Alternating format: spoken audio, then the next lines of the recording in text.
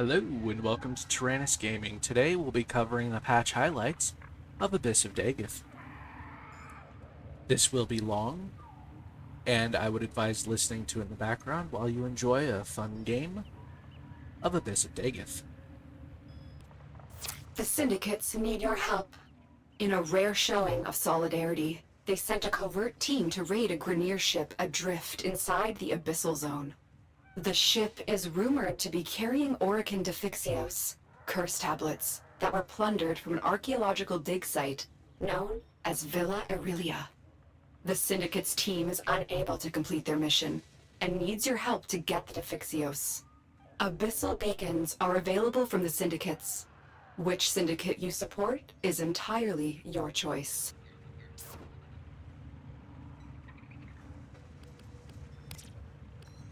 So the Defixios for this new mission are kind of like the Dragon Keys.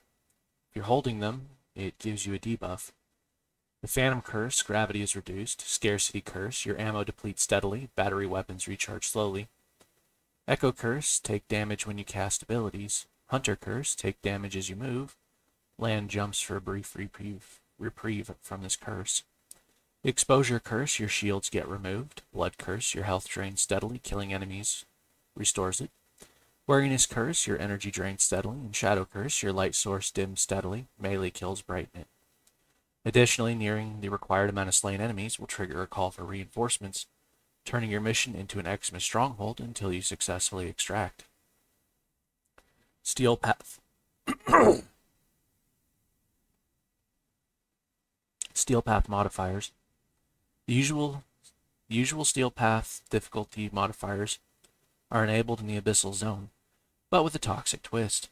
Grineer Nox reinforcements have a higher chance of spawning in the Steel Path.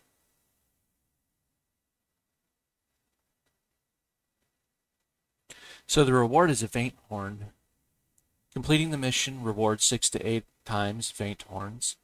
I guess like the Intrade Lanthorn. 8, 11, and 12 on the Steel Path. A new resource found within Defixios, the rare thorn of an extinct rose, and a vital component in Auric and Defixios and other technology. It is used to craft Dagath and the Doorclave, which I'm guessing is that melee weapon right here. Ooh. Oh. Interesting. I bet that's an alternate helmet. Or it's just a different angle of that. Dagath. Never underestimate the power of Wraith of Sullen Sadness. Dagath's Malice deals high damage. Passive. Abundant Abyss. There's a 35% chance that energy and health orbs will be 300% more effective on Dagath. Seems kind of broken. Weird Sice. Weird Sice. Oh, weird as in the Albion weird. That shit that mutates and twists reality. Weird scythes surround Dagath and seek out nearby enemies. Those struck are slowed and suffer viral damage with a guaranteed status effect. The scythes also spread doom and extend its duration. Weird Sice is Dagath's Helmet ability, altered diminished slow, and railjack ability. Doom. Condemn nearby enemies to their doom. A portion of the initial damage Dagath deals is revisited upon them by a weird scythe. They also suffer viral damage. Grave Spirit. Supercharged Dagath's weapons with extra critical damage. The effects are doubled on doomed enemies. Escaped fatal blows by briefly assuming a spectral form. Rakali's Cavalry. Phantom Kaiths charge forward, inflicting viral damage upon all in their path. Their attack strips the defenses of doomed enemies. How to acquire Dagath. Dagath can be purchased for instant access in the in-game market for platinum, or her blueprints can be collected from the new Dagath's Hollow Dojo room. Read below to learn more. And crafted using Vainthorn earned from the new Abyssal Zone Exterminate node. With the release of Dagath, the number of purchasable loadout slots has been increased from 21 to 22.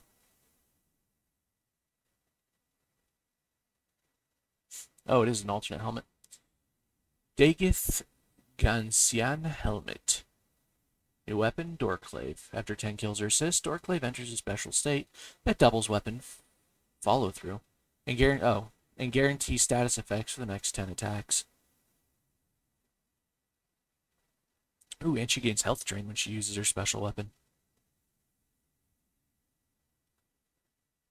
Oh, what the hell?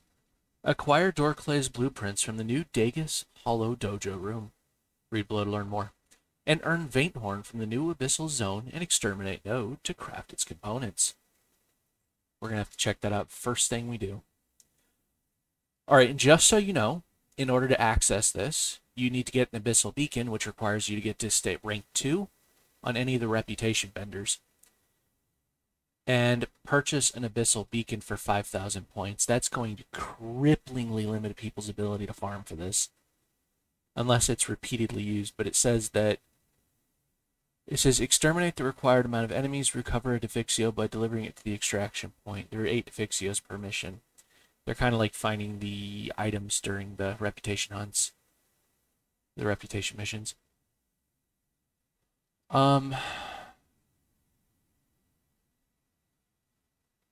Yeah, so this is going to piss off a lot of people.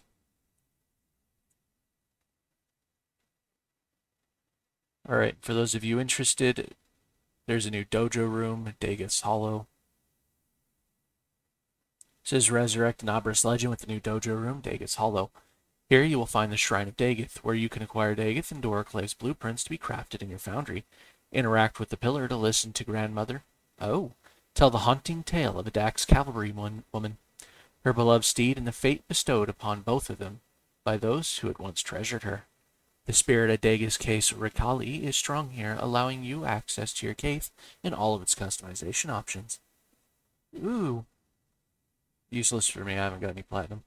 Grendel Prime access. The insatiable hunger of Grendel Prime is here. Alright, so you get Grendel Prime, Xylock Prime, Mesiter Prime, exclusive Grendel Prime glyphs, for those of you that are interested. Riven disposition changes. What? As with each round of Prime access come updated Riven disposition numbers, but we have taken a different approach for this update and have postponed disposition decreases. Check the full details here.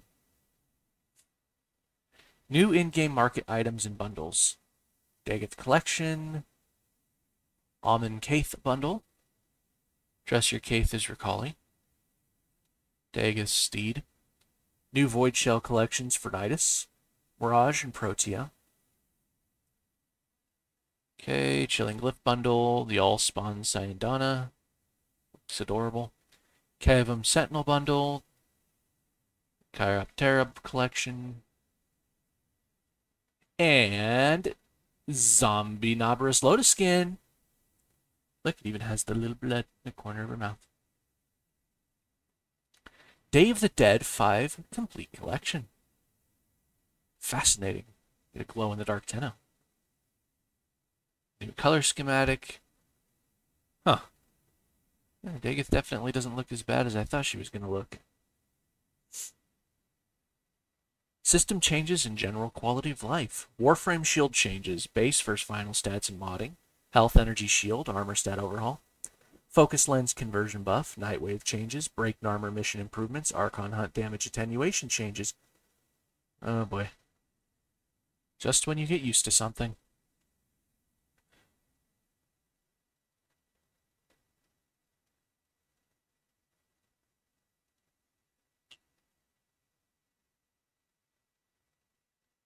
Oh, hell.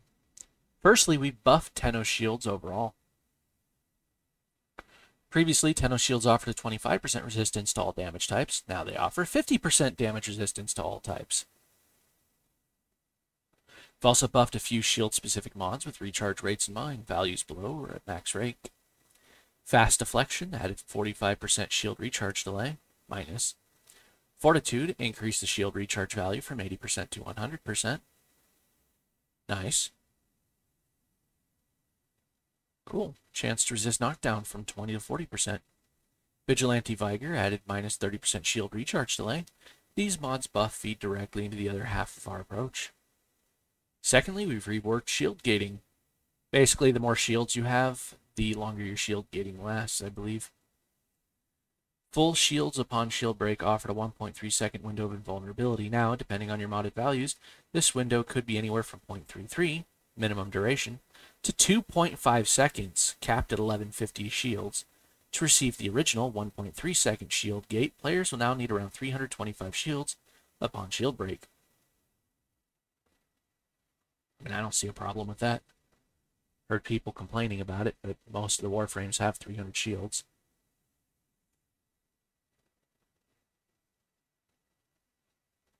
I could just be overlooking something. It also means Hildren's shield gating is going to last 2.5 seconds, while Warframes like Nidus will still die instantly.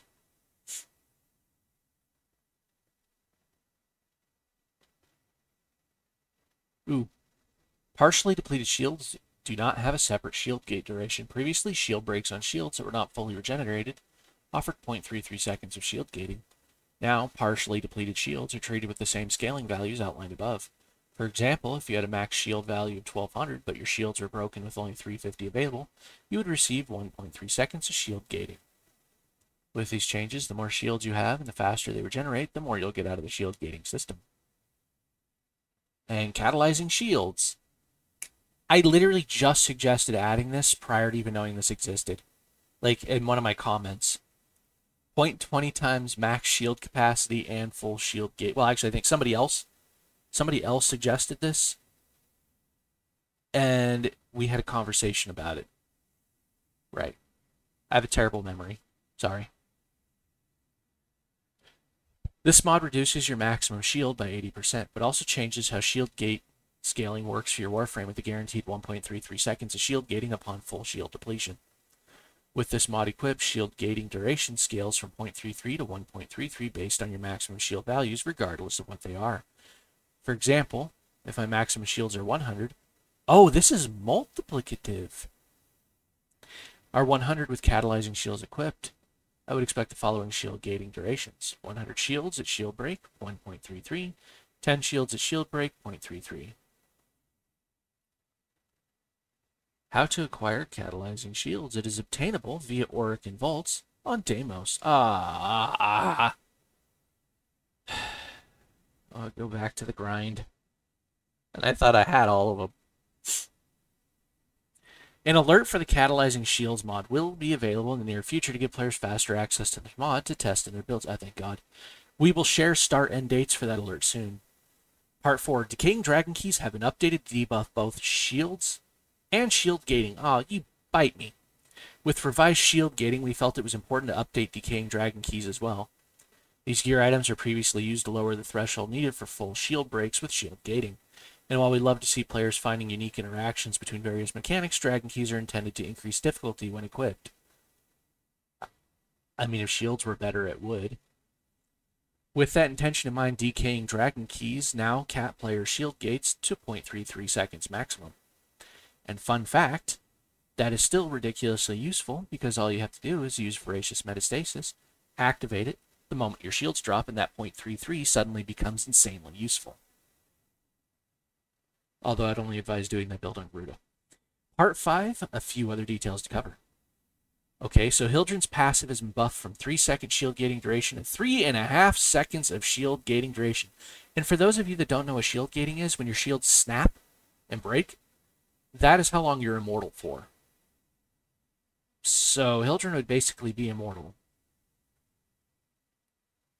I mean, it's useful. It's good. I've got no personal problems with it since her shields drop like a rock. Just letting you guys know. Shield regeneration delay reduction is now capped at 80%. Alright, base versus final stats and modding. Health, energy, shield, armor stat overhaul. Pop quiz, what is 300 plus 440%? If you answered 740, you may just be an Excalibur player. I feel personally attacked.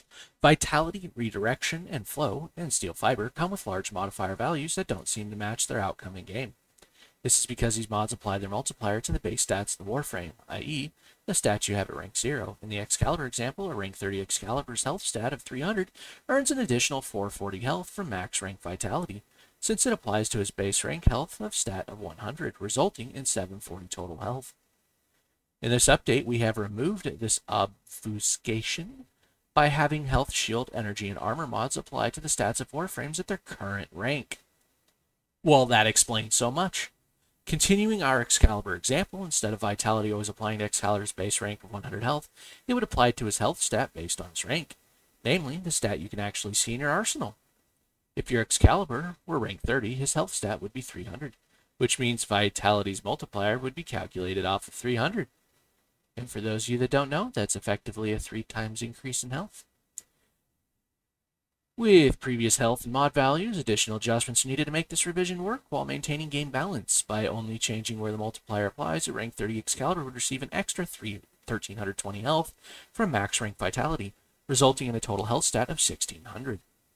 This outcome is a significant buff, which is not the intention of the system change. To remedy this, we approach this problem in 2 ways.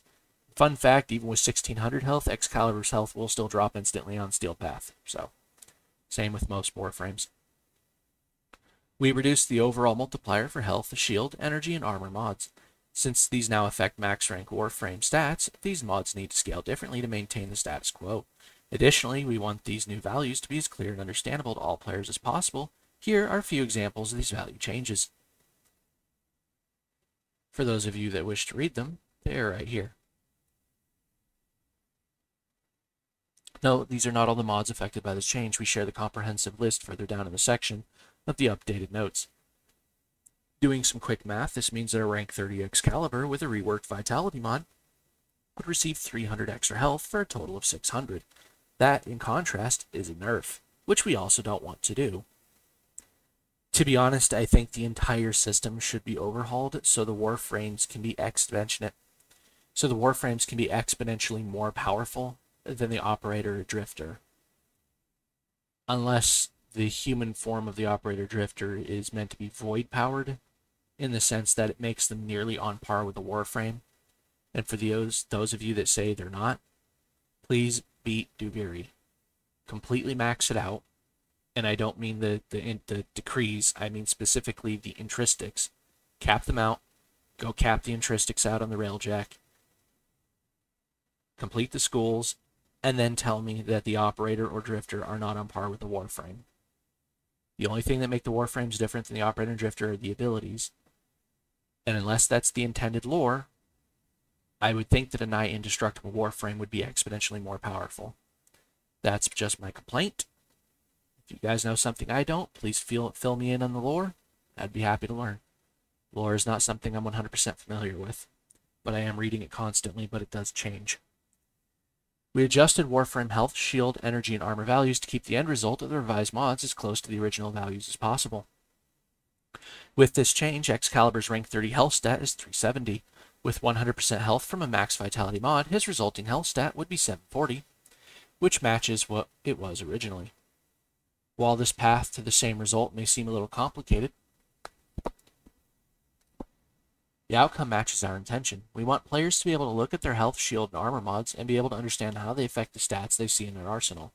Basically, they're trying to remove all the extra steps in between calculations. So, here's a nutshell for you. What you're going to notice immediately is that redirection, flow, steel, fiber, and vitality add significantly less to your Warframe. So instead of it saying 440% shield capacity, it's going to say 100%. This is true of everything across the board. Flow, steel, fiber, and vitality are going to do the same thing. If you have a problem with it being reduced and nerfed, just remember this. The mods are not nerfed. The Warframes, the information was buffed. If that's a nice way of putting it. It means instead of having to pop your calculator out, you can calculate it just by looking at it. So whatever the mod is, based on whatever your stats are, just multiply it by 2 now. There's no reason to have to learn percentages and base numbers and calculate all this nonsense that you can't even see once you rank up once. So, multiply your shit by 2, that's the summary of all this. Sorry to be an ass about it, but that is a lot of excess information to just say that, but I get why they're doing this. And the same thing works with the Necromech, by the way. The Necromech is not nerfed. Its mods are not nerfed. You simply multiply what you see by 2. That's the end result. That is significantly easier to understand. Same thing works with the Archwing and the K-Drive, I'm assuming. Literally anything and all things. Ooh, I think I just skipped something. Right. Okay. Focused lens conversion buff. They're twice as powerful as they were. So you'll earn affinity at twice the rank. You'll earn affinity for the schools at twice the speed. Nightwave changes. Nora Knight has been gracing our airways since 2019. That feels like forever ago and simultaneously still new. And word is, she felt it was time for a little refresh. While many of our changes are shipping in our next Nightwave series, as outlined in our dev workshop, Abyss of Dagath has brought some changes to keep Nora's acts fun, accessible, and as always, incentivizing. And I'll put it this way, the Nightwave is not a season pass. If you just wait a few months or a few weeks or something, you can complete everything there and it will just keep recycling everything until you're caught up. So if you don't feel like playing at the moment it drops, don't worry about it. You're not losing out on anything. And it technically, if you wait until the last possible 3 days to complete it, you can do it all in one day. It's usually what I do, which caused me to miss one of the night waves, but that's neither here nor there. Nightwave changes, revised Nightwave acts. In the 4 years of Nightwave history, many acts have come and gone. This update brings revisions to existing Nightwave acts that have been reworked with 2 approaches. A, to reduce the grind required to complete some acts, and B, to expand the ways in which players can complete them. Any existing progress on these acts will remain intact. In the case an act has had its requirements reduced, and you have already hit that new requirement, you may need to do a single instance of the task to trigger completion. E.g., if you had 10 to 20 enemies killed while sliding for the accelerator act prior to this update, you would have to kill one more enemy while sliding for it to be marked as complete. That's kind of silly. Alright, here's everything they were talking about. Feel free to read it. Just go ahead and pause it. Introductory Nightwave screen. First time you log in with Nightwave series available, Awakening of Vor's prize quest must be completed. A pop-up screen will appear highlighting various series rewards, a brief description, and a button to visit the Nightwave menu. We're adding this to increase visibility of Nightwave for new players who may be unfamiliar with Nora, and as a reminder when a new Nightwave has dropped. The 3 permanent weekly acts that were mentioned in DevStream 173 will be coming with the next Nora's Mix volume. Okay, but when is that? It says the Oroworm's Rage Sigil, Sentient Surge, Euchre Clawskin, Fabled Gene Masking Kit, Emissary Operator Collection, Baruch Doan Silhouette Glyph.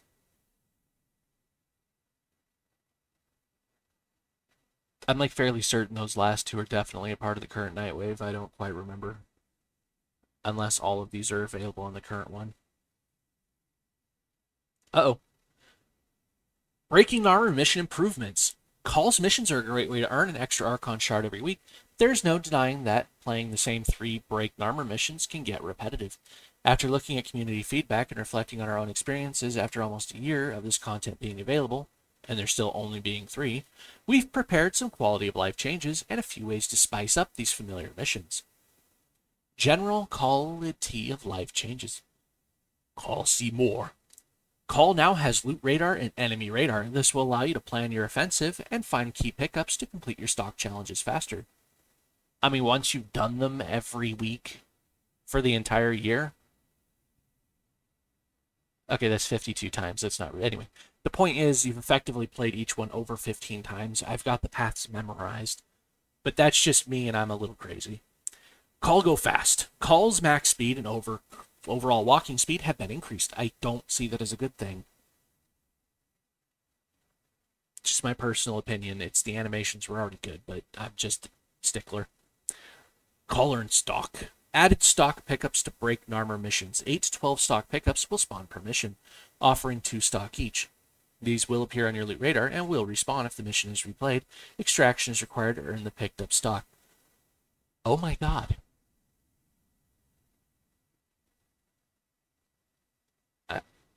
This may not seem like much, but that's basically, I believe, 600 stock, I want to say, per year. Effectively, at most. I don't know. I don't have a calculator in front of me. Expanding Call's garrison. Call will now find additional weapons next to his fallen brothers as a way to add more variety to his overall gameplay. 3 different weapons will spawn randomly each time you play. Okay, so that's rather interesting. In Junk Run and Prison Break missions, you can find the following. Ogress, Gorvac, new shotgun found only in Break and Armor missions. That is both awesome, and you're about to piss off a lot of people. Ignis, Tonkor, Grenlock, Jatkatag. Once Call equips a salvaged Kuva Ayanga in the Junk Run mission, these optional weapons are removed. Once a Tusk Thumper has been defeated, they will respawn. If you've beaten the Tusk Thumper, I don't see a reason to go back, but that's still nice they thought of that. As for Sneaky Sabotage, since this mission has specific weapon restrictions, there are no plans to offer additional weapons to this mission at this time. However, I would personally like to offer an idea. Melee weapons. Just being able to change the appearance of the melee weapon, even if it's exactly the same as others, will simply add a little spice to life. It's like adding a touch of salt and a touch of pepper to an already spicy food. It's just there if you need it. Archon Hunt damage attenuation changes. Ooh, both good and bad. Speaking of earning Archon shards, damage attenuation, or damage pillows, may be a familiar mechanic for those who frequent Archon hunts each week. You think? This was a hot topic, especially near the end of 2022. Since then, we've taken our time to assess player feedback and devise a plan to address it, and we're finally at a place where we can execute it. Fun fact.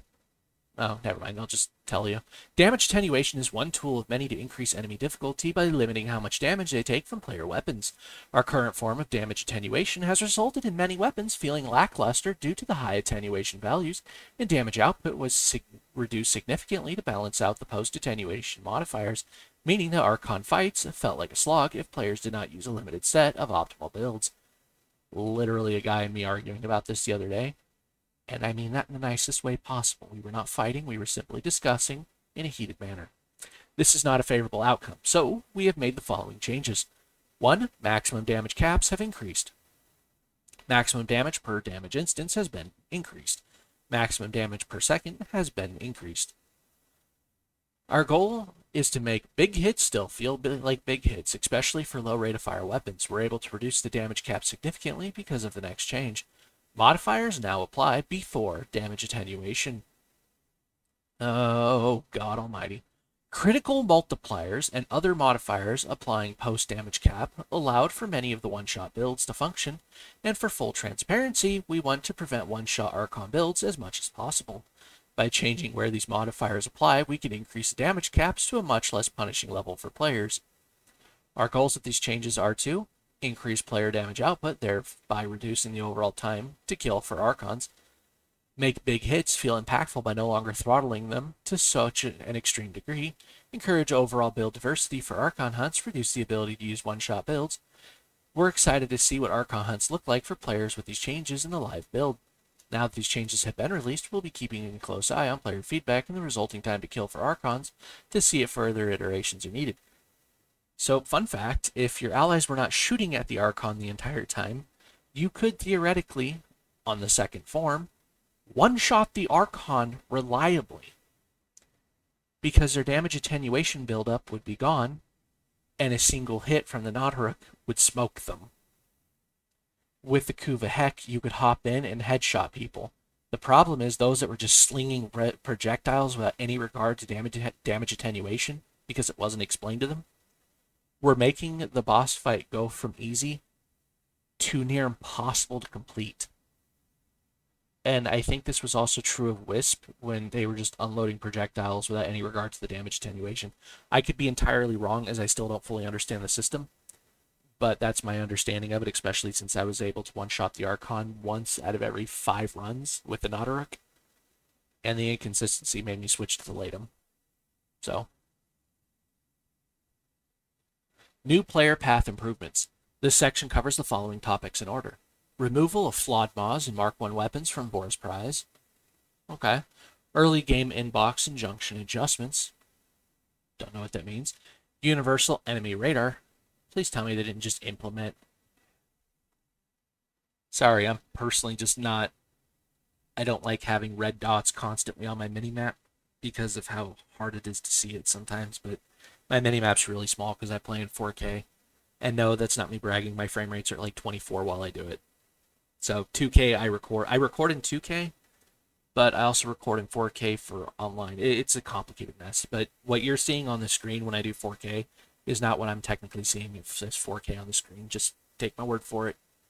I can't explain it. I'm not that smart. It's just my minimap is super small. Quest improvements, including Wave Rider, the Glass Gambit, Nata, and Voxlars. Also, my eyesight is god awful. Assassination target improvements, Cetus Wisp, and Necromech acquisition changes. Okay. I guess Wave Rider, Glass Gambit, Nata, and Voxlars all got quest improvements.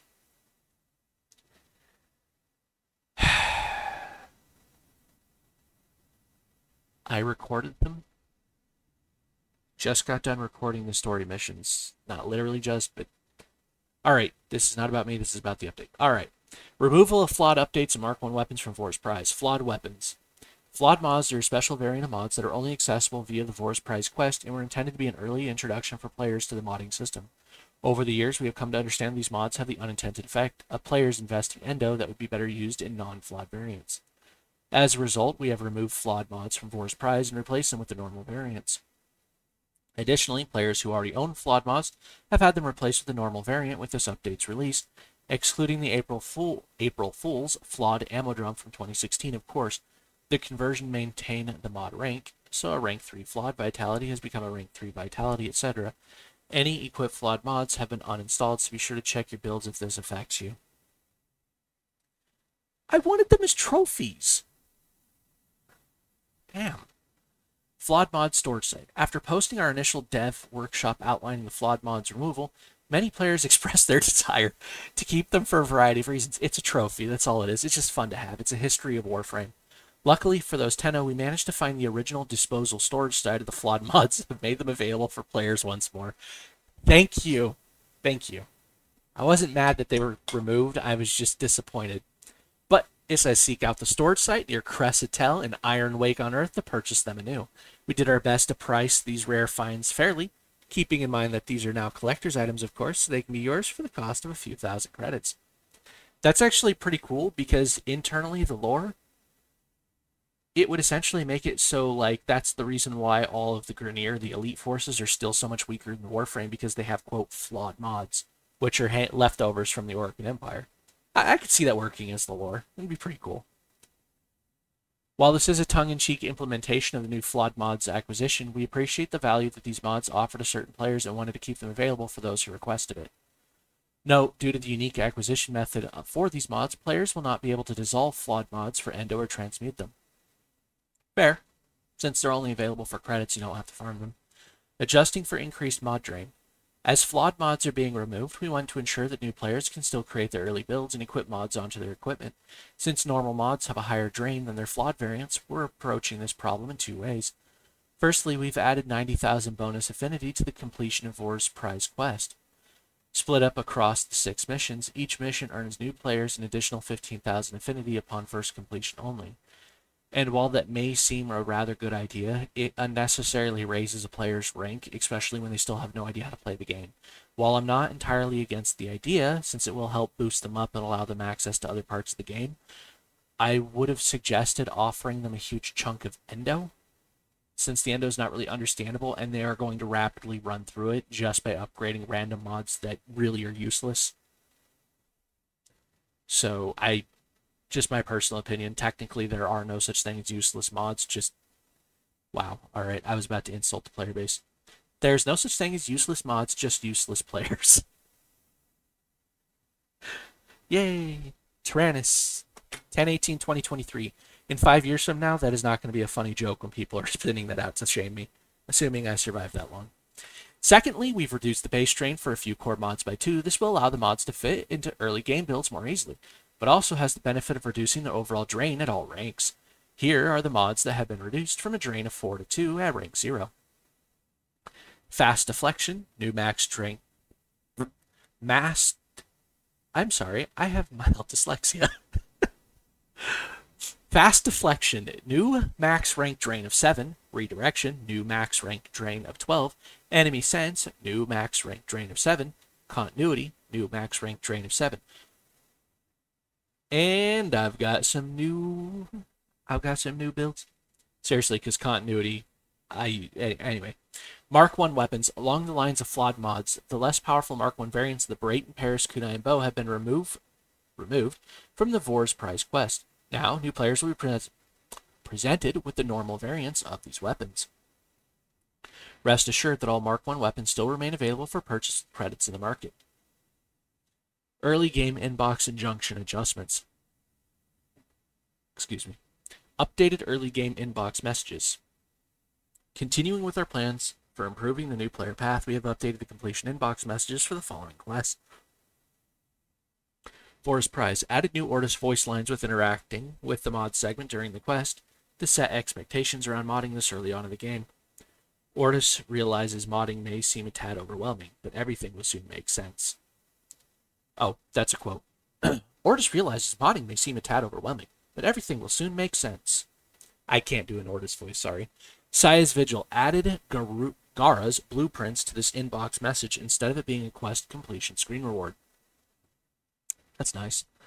Also, I didn't do Vor's Prize as a part of my quest chain for storytelling on my other video list because Vor's Prize is not replayable, but the moment it is, I will do my best to upload one.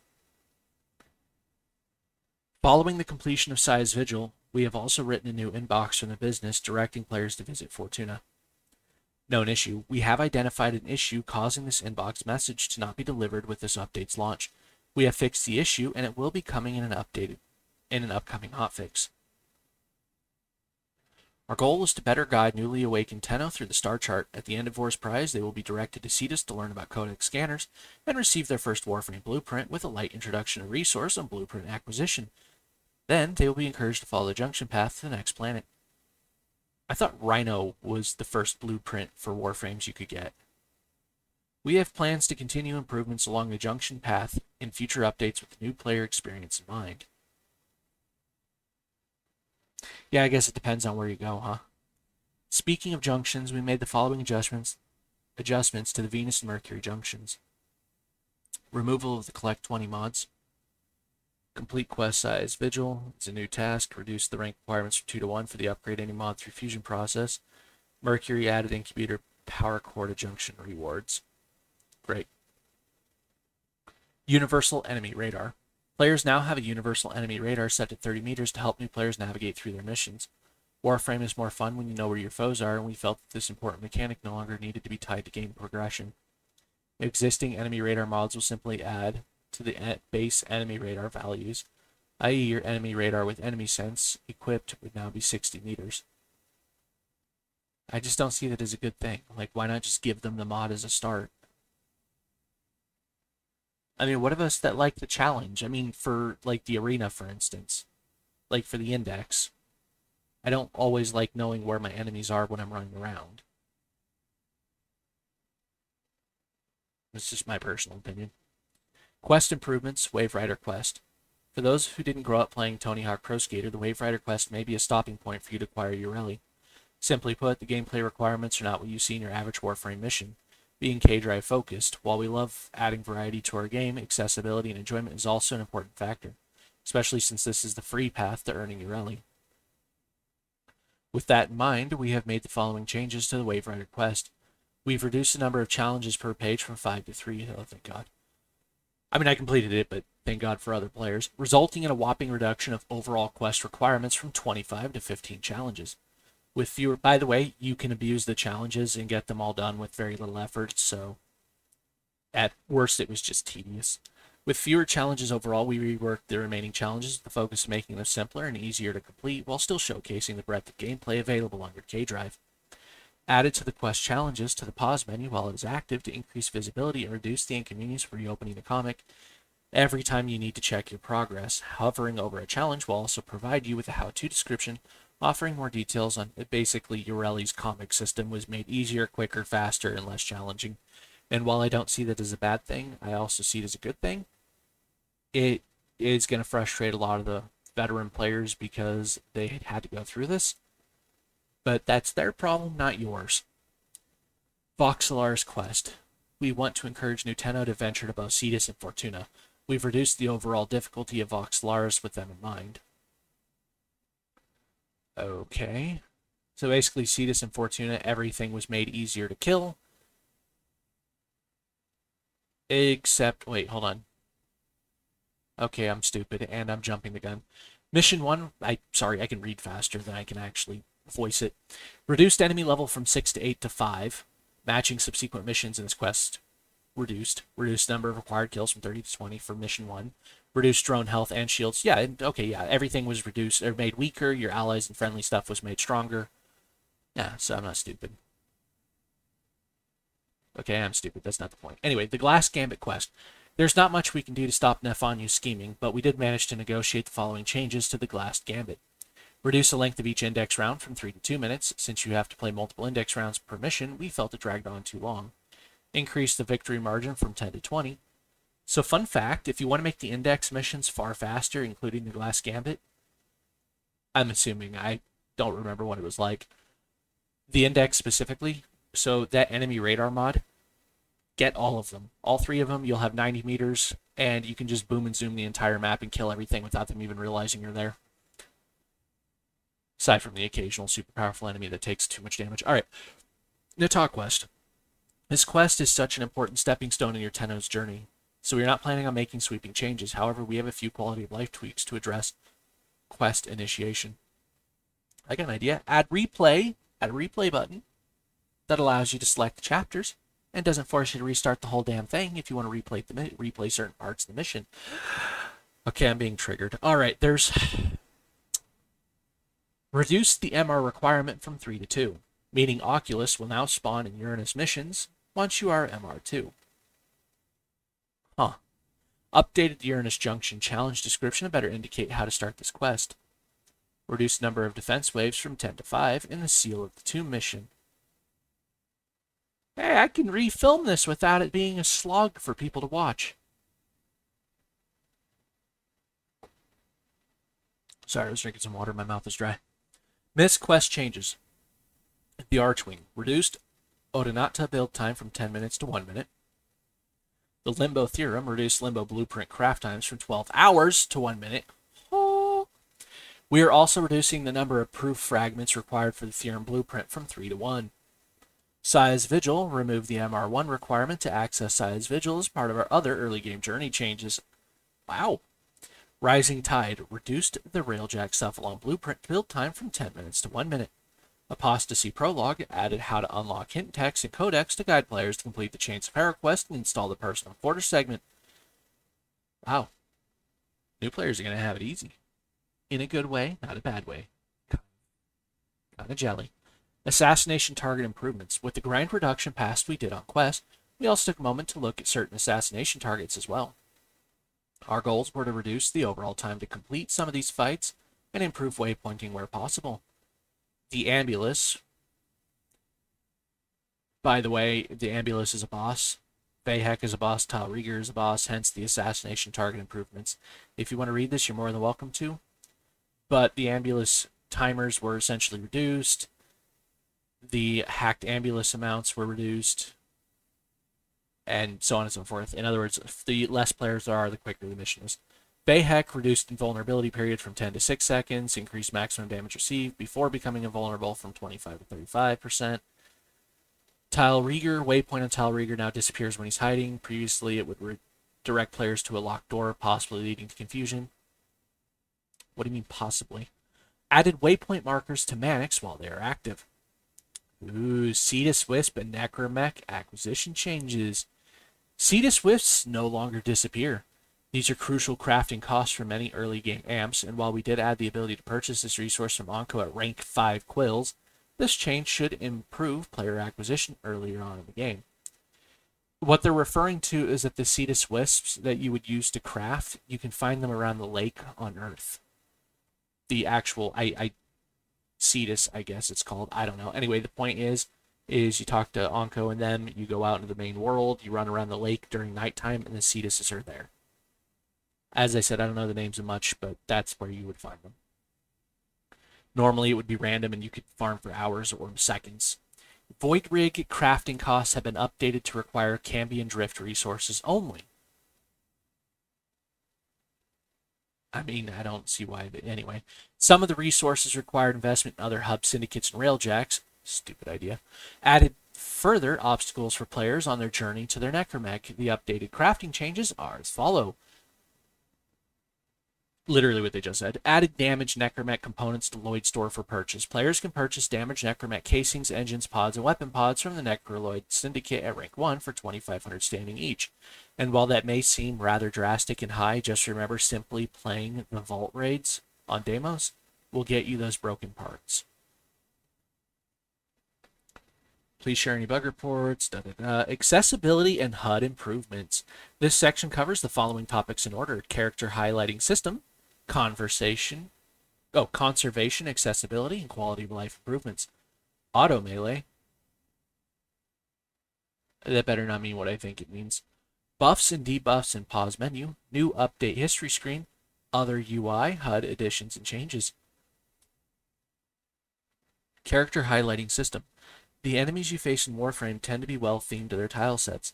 While this adds visual cohesion to the game, it also means that your foes can sometimes blend into the landscape. To improve enemy and ally visibility, we've added a new character. Oh, okay. So these are voluntary things. They're not mandatory. I'm sorry, I jumped the gun. We've added a new character highlighting section to our accessibility menu. With this new system, players can now apply a highlight on both enemies and allies with a variety of customization options, whether you want to improve avatar visibility or simply turn them a fun color or both. You'll be able to select the hue and intensity you're liking through the various settings. It is the equivalent of the red outline. For those of you that are listening to this and not watching, what they're describing is the equivalent of forcibly causing a glowing color halo around enemies and allies. That is very similar to what happens when you highlight people in World of Tanks, for instance, or literally any other game that offers accessibility for players that are blind. And I mean blind hyperbolically, not blind literally. Like being who has glasses. But I won't use this unless I just absolutely cannot. In the screenshot above, you can see the full array of settings available to you in the accessibility settings screen. It is, as I said. Conservation, accessibility, and quality of life improvements. Icons on the map. The animal's name now appears when hovering over the trail icons on the advanced map. Holding your trank rifle will now show the icons of the closest trail start points in your minimap. Each animal trail icon now uses the animal's silhouette instead of the generic paw print and is color-coded for quicker visual identification. The hue matches that of their echo lure. Players can now select an icon on the advanced map to spawn a special waypoint marker to the trail start point. This marker will persist even after putting your trank rifle away. It's talking about hunting animals, by the way, if you haven't quite caught on. Ew. Trail start points. It all starts with scat. That is poop. Unfortunately, many trail start points can blend into the landscape, and otherwise be difficult to find. We've made the following changes with this in mind. Trail start points will now be highlighted with a diamond marker with the trank rifle equipped. Simply holding the trank rifle will show these markers at 20 meters away, while aiming down the scope will reveal them from 50 meters away. Trail start points will now glow similar to footprints when viewed through the trank rifle scope. Following the tracks, locate the tranquilizer, basically just made it easier, simpler, and quicker. Auto melee. Adding an auto melee button. And by the way, I'm sorry I'm skipping some of this, but the details are kind of pointless. I've got a limited amount of time to do this, and we're only halfway through the page. Don't be discouraged. I will make it as quick as possible. Adding an auto melee button has been a frequently requested topic over the years as a way to mitigate repeated button presses. Your days of spamming E are over with a new auto melee functionality. Please tell me it's just press E and hold it. With auto melee, players can trigger melee swings for the familiar repeated melee inputs, or they can simply hold the melee input button to repeatedly swing their melee weapon. Okay, for those of you that think this is going to make it more difficult, I would remind you that Final Fantasy XV has the same function, and this will, and by the way, this may seem silly, but I'm going to tell you this. It is going to reduce the amount of wear and tear on the E button. It will also reduce the amount of wear and tear on your controller. And for those of you that are too young to understand this, and no, I'm not being rude, hear me out. Controllers used to wear out ridiculously fast, and you would have to replace them every 6 months because the buttons would literally stop functioning because you had to spam them. And in this sense, it'll stop you from auto-executing enemies when you're fighting them in a cluster. So when you're trying to melee a whole bunch of enemies that are clustered together with Ureli's number 4, and you're trying to hit them all, or other enemies like Geyer who draws them all in, you'll be able to actually melee a horde of enemies and do maximum damage instead of the character stopping every 2 or 3 seconds to execute a specific enemy. Trust me when I tell you, use their abilities, you'll see what I mean. And I do agree with those of you that say it's far easier, but at the same time they said you can still spam the button, you can still do executions, and you can still do combos. That's all I'm saying. Sorry for sidetracking. In short, the Warframe melee that you know isn't changing. The only difference is that instead of needing to press your E hundreds of times, you only need to press and hold it once.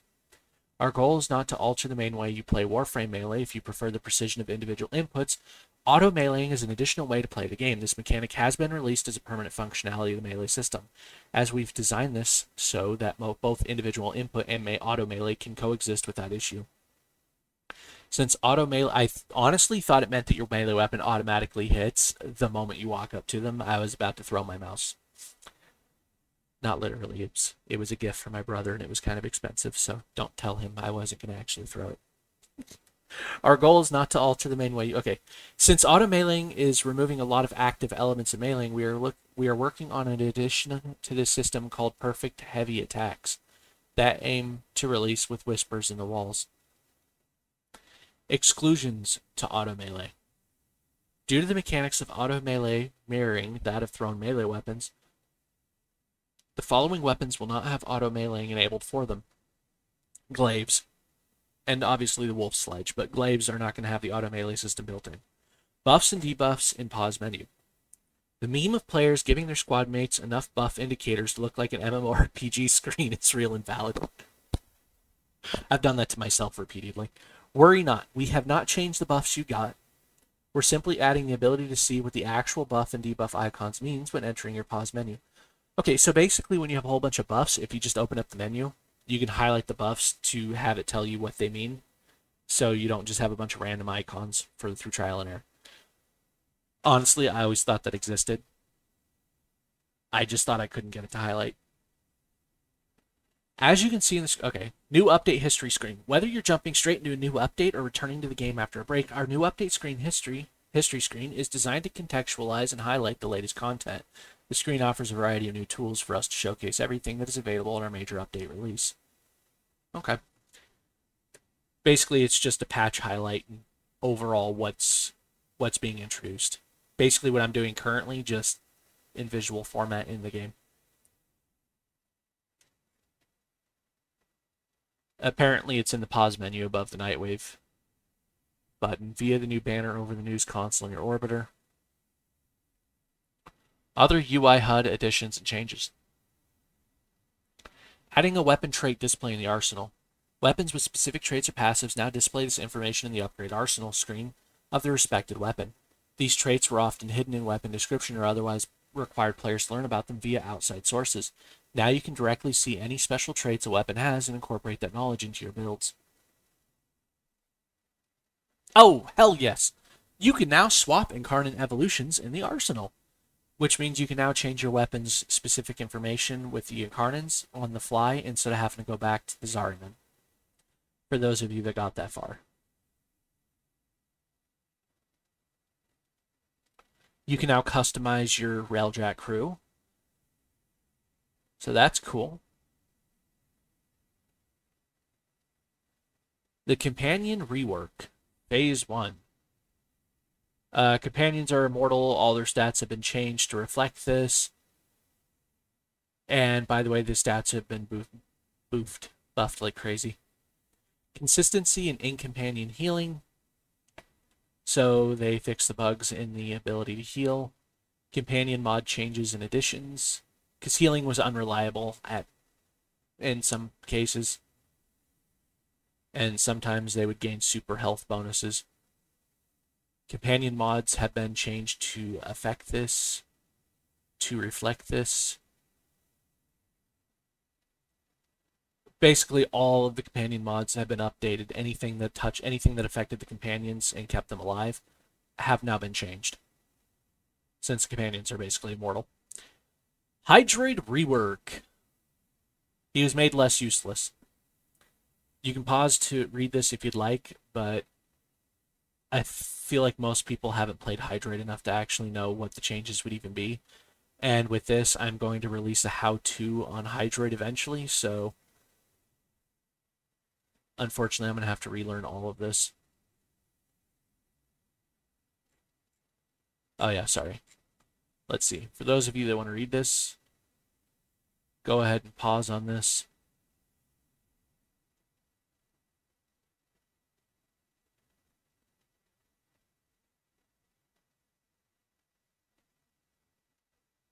All right, Zaba and Commodore Prime suit conversion. As part of our ongoing efforts to convert operator skins for drifter use, the operator Zaba and Commodore Prime suits can now be equipped onto your drifter. It says Raven Drifter is seen in the above image. Basically, they're just slowly converting all of the operator suits to work with the drifter. DualShock 4 and DualSense controller support for PC. So you enable it in the controller options on Steam.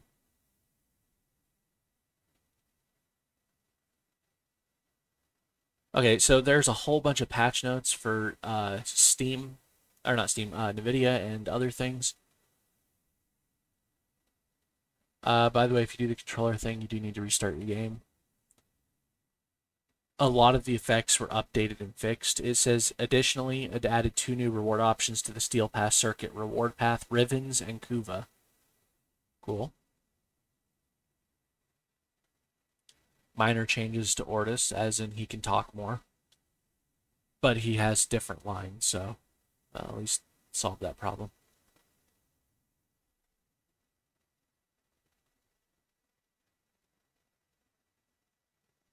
What the? Hold up. Orokin vaults on Deimos can now be highlighted by the Orokin Eye Air support ability. Okay. Excuse me. Sorry if you hear me burping. I'm sick. So, I apologize. Hiccuping, burping.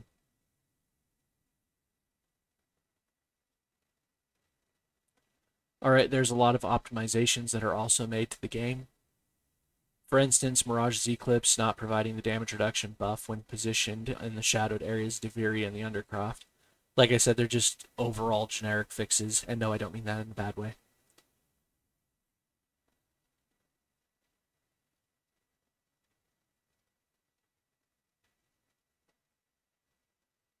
A lot of the Incarnate stuff was fixed, circuit stuff was fixed. Railjack Artillery, defeat the Archon objective text, and Archons for clients appearing in the host language.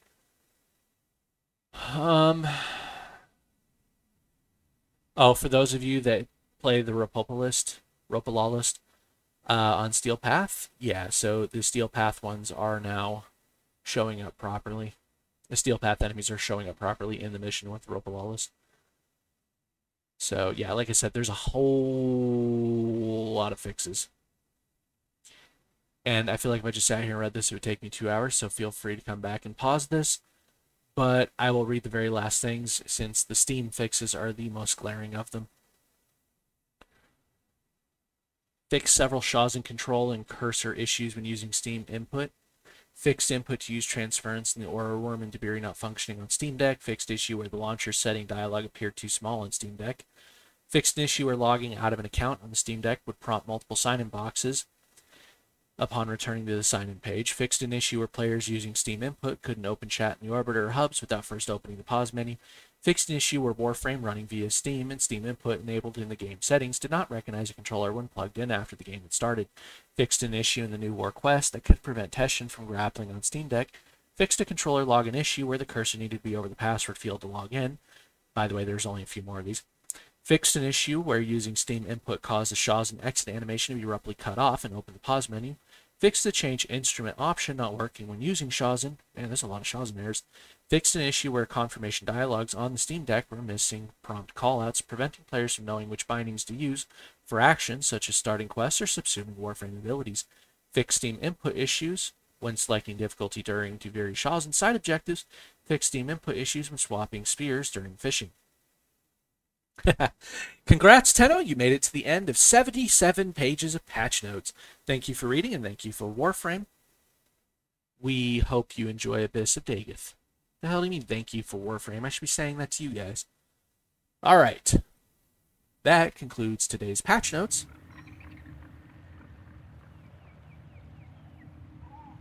Don't know why I sat and read all that, but hopefully that helped a lot of you who actually sat through that.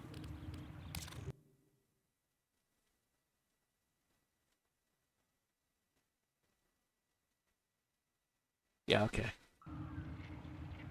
Abyss of Dagath is available, obviously. Oh. Okay. Now let's see what they're referring to. For the reputation vendors... Did you see anything interesting? Ah, here it is. Fascinating choice.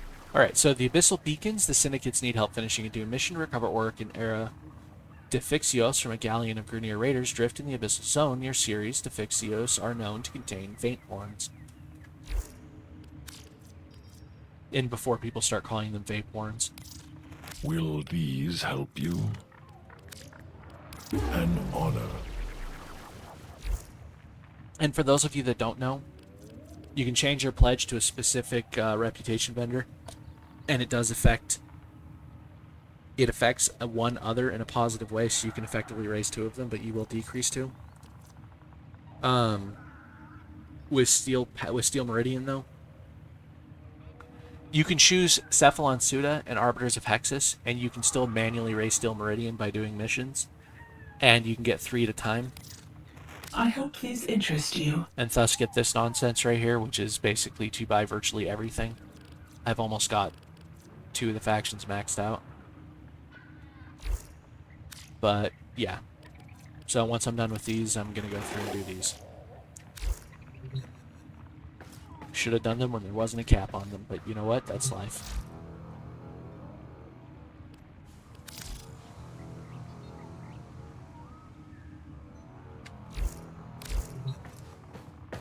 That concludes today's tutorial.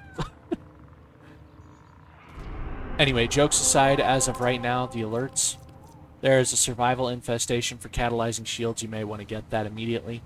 You got 1 week to do it. Get your butt on that, because I guarantee you it may be hard to get afterward. Because I'm pretty certain they said that only comes from the vault on Deimos, and it may seem like it's an easy way to find it. It's not easy to get because it's competing with 20 other mods.